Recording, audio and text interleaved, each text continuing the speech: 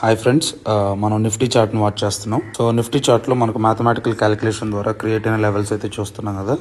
So resistance and support and pivot point ఏరియాస్లో మనకు levels వచ్చాయన్నమాట.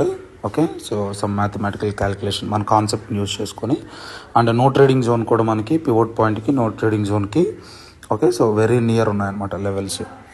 బట్ మనం చూస్తే ఈరోజు ప్రీ మార్కెట్ ఓపెనింగ్ అయితే సపోర్ట్ లెవెల్స్ని కూడా బ్రేక్ చేసి చాలా డౌన్ సైడ్గా ఓపెన్ అయిందనమాట.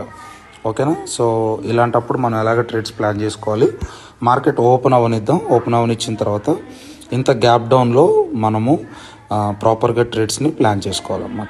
ఓకే, ఓపెన్ అయిన తర్వాత ప్లాన్ చేద్దాం. సో మార్కెట్లో మనకి గ్యాప్ డౌన్ అనేది ఓపెన్ అయింది కాబట్టి సో ఈ గ్యాప్ డౌన్ సినారియోలో మనం ఎక్కువ సి ట్రేడ్స్కి మనం ఇంపార్టెన్స్ ఇస్తాం అనమాట. సో మన మెయిన్ ఇంపార్టెన్స్ ఏంటి, సి ట్రేడ్ అనమాట. సో ఎక్కడ మనం సి ట్రేడ్ని ప్లాన్ చేసుకోవాలంటే ప్రస్తుతానికి క్రియేట్ అయిన హైస్ ఏవైతే ఉన్నాయో సో ఈ హైస్ దగ్గరే మనం ఒక సి ట్రేడ్ని ప్లాన్ చేసుకుంటాం అనమాట. ఎందుకంటే హై ప్రయారిటీ మనకి సి సైడ్ ఉంది. ఓకే, సో ప్రస్తుతానికి క్రియేట్ అయిన ఈ హైస్ కానీ బ్రేక్ అవుతుంటే ఇక్కడ ఒక సి ట్రేడ్ ప్లాన్ చేసుకుంటాం. ఓకే, అనదర్ సి ట్రేడ్ ఎక్కడ అంటే ఇది వచ్చేసరికి ఇది సెకండ్ సి ట్రేడ్, ఇది వచ్చేసరికి ఫస్ట్ సి ట్రేడ్. సో ఈ సి ట్రేడ్లో మనకు విన్నింగ్ ఎంత అంటే 20% ఎక్స్పెక్ట్ చేయొచ్చు. బట్ ఈ సి ట్రేడ్లో మనము 50% ఎక్స్పెక్ట్ చేయొచ్చు.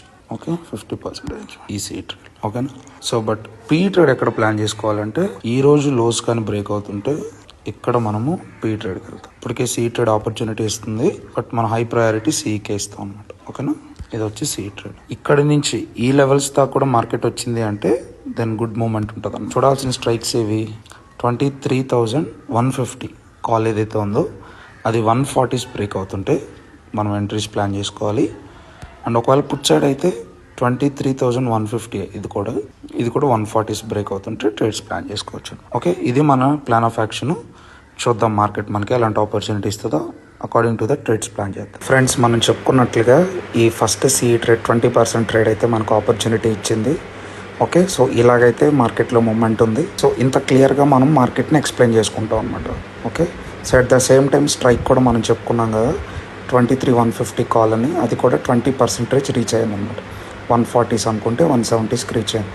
ఇలాగ మీరు కూడా డైలీ ఒక ట్రేడ్ ప్లాన్ చేసుకోవాలి, నేర్చుకోవాలి అని అనుకుంటే కింద నెంబర్కి రీచ్ అవుట్ అవ్వండి. Thank you guys.